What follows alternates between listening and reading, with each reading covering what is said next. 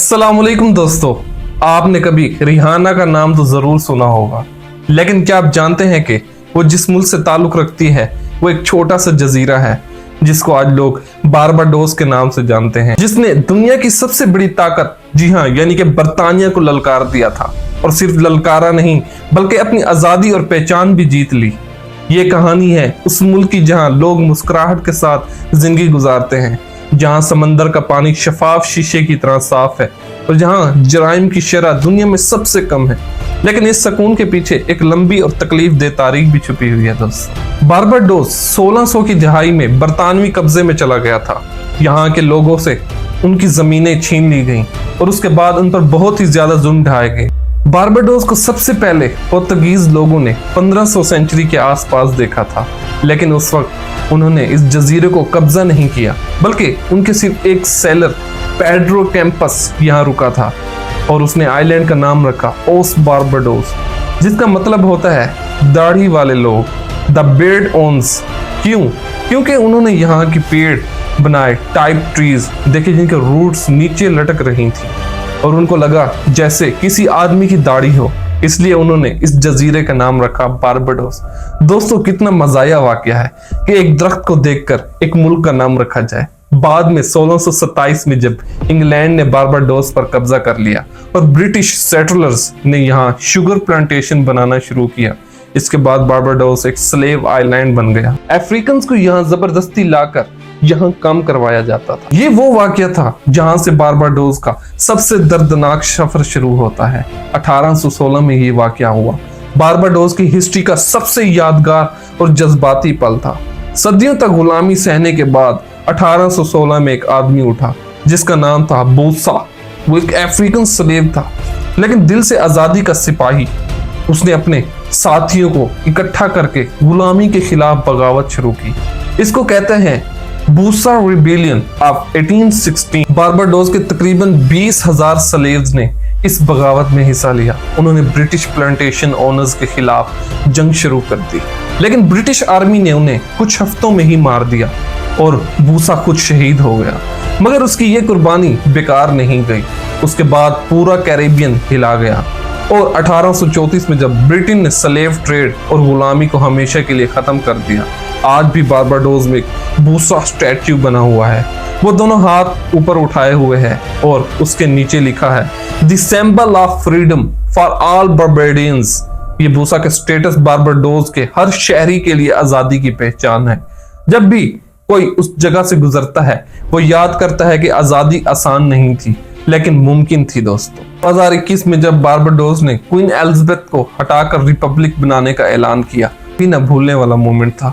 उस दिन बारबाडोस ने अपनी पहली प्रेसिडेंट सांड्रा मैसन को शपथ दिलाई और एक नया दौर का आगाज हुआ। मलका बरतानिया अब भी उनके मुल्क की सरबराह मुमकिनत थी, यानी आजादी के बावजूद उन पर बादशाहत का साया मौजूद था। नवंबर 1921 में बारबाडोस ने दुनिया को हैरान कर दिया जब उन्होंने ऐलान किया कि अब हम अपने फैसले खुद करेंगे, हम खुद अपने मालिक हैं। उस दिन बारबाडोस ने बरतानवी बादशाह से अपना रिश्ता तोड़ दिया। मलका एलिजाबेथ को हटाकर अपनी पहली सदर सैंड्रा मैसन को मुंतखब किया। ये फैसला सिर्फ एक सियासी कदम नहीं था, ये एक अलामत थी कि आजादी और खुददारी। बारबाडोस ने पूरी दुनिया को दिखाया कि छोटी आवाज भी अगर सच के साथ हो तो साम्राज्य को हिला सकती है। लेकिन सवाल ये है कि दोस्तों, बारबाडोस जैसा छोटा मुल्क जिंदा कैसे रहा?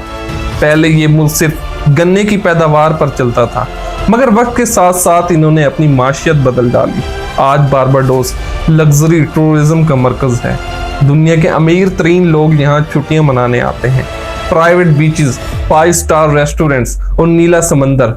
और फिर आई एक आलमी सितारा जिसको रिहाना के नाम से जाना जाता है। रिहाना ने बारबाडोस का नाम पूरी दुनिया में रोशन कर दिया। वो सिर्फ एक गुलकार नहीं बल्कि आज बारबाडोस के कौमी हीरो है। जब भी दुनिया में कोई रिहाना का नाम लेता है तो बारबाडोस का नाम खुद ब खुद चमक उठता है। बारबाडोस सिर्फ खूबसूरत ही नहीं बल्कि पुरअमन भी है। यहाँ के लोग कहते हैं हम पुलिस पर नहीं बल्कि एक दूसरे पर भरोसा करते हैं। यहाँ जराइम की शरह दुनिया में सबसे कम है। सियाह रात के वक्त भी साहिल समंदर पर बेखौफ चहलकदमी करते हैं वहाँ के लोग। ये सिर्फ कानून नहीं बल्कि लोगों के दिलों की सफाई है जो अमन कायम रखती है। आज की दुनिया में जहां हर तरफ बेसुकूनी है, बारबाडोस हमें याद दिलाता है कि सुकून अभी भी दुनिया में बाकी है।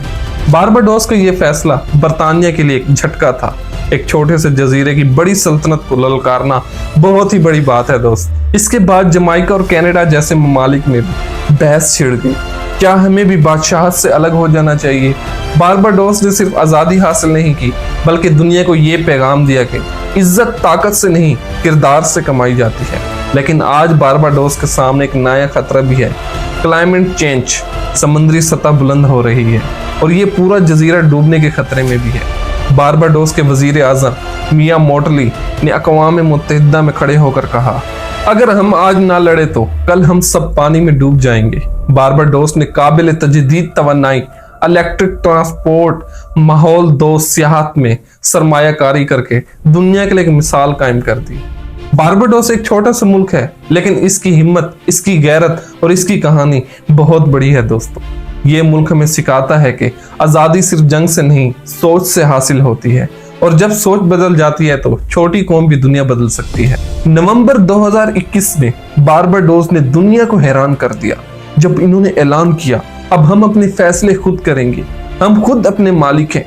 उस दिन बारबाडोस ने बरतानवी बादशाहत से अपना रिश्ता तोड़ दिया।